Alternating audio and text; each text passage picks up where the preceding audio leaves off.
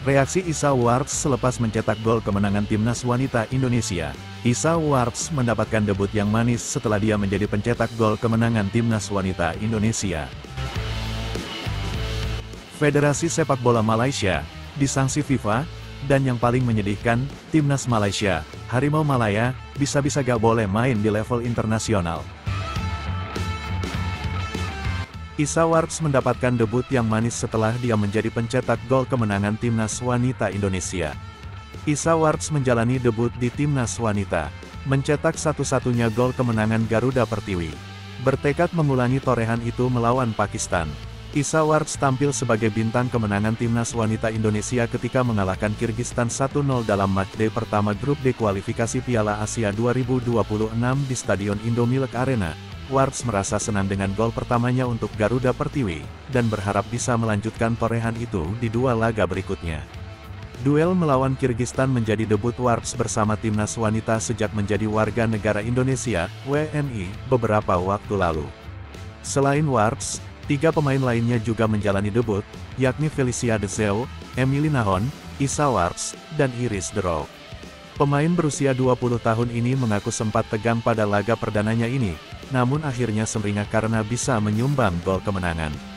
Warts berpeluang kembali memberikan kontribusi bagi timnas wanita ketika menghadapi Pakistan dalam matchday kedua di Stadion Indomilk Arena, untuk menjaga peluang lolos ke putaran final di Australia pada tahun depan. Federasi Sepak Bola Malaysia disanksi FIFA, Harimau Malaya, bisa-bisa gak boleh main di level internasional. Sanksi ini menjadi pukulan telak bagi masa depan sepak bola Malaysia. Rencana membangun tim nasional berbasis pemain diaspora hancur. Akademi-akademi sepak bola kehilangan minat peserta, dan sponsor besar. Sepak bola Malaysia akan dilarang ikut kejuaraan FIFA. Timnas Malaysia saat ini tengah berjuang di kualifikasi Piala Asia. Jika Malaysia mendapatkan sanksi, otomatis akan tersingkir dari ajang ini. Ada juga beberapa kejuaraan yang tengah dipersiapkan Harimau Malaya. Ada AFF U23, SEA Games, dan Piala AFF Senior. Untuk semua laga itu, timnas akan dilarang ikut. Maka dipastikan ini menjadi sejarah kelam bagi sepak bola Malaysia. Mengacu regulasi FIFA mengenai perpindahan asosiasi pemain, terdapat 2 jalur utama yang memungkinkan seorang pemain membela federasi sepak bola negara lain.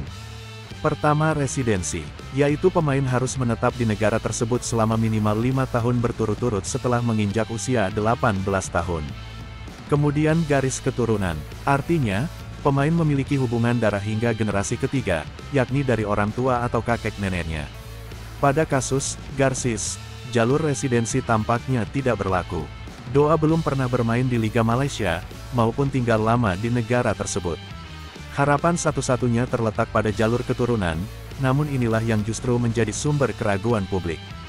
Garcis disebut sama sekali tak memiliki darah Malaysia.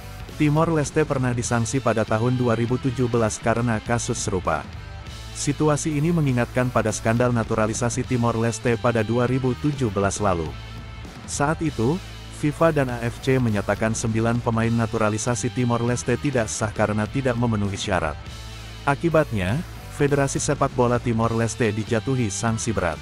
Mereka dilarang ambil bagian dalam kualifikasi Piala Asia 2023 dan diwajibkan mereformasi sistem perekrutan pemain asing.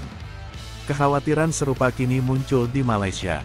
Jika proses naturalisasi Garcis tidak dilakukan secara transparan dan taat regulasi, bukan tidak mungkin Malaysia berisiko menghadapi konsekuensi serupa. Jika FAM mendapatkan sanksi FIFA, maka jelas itu menjadi akhir dari perjalanan sepak bola Malaysia.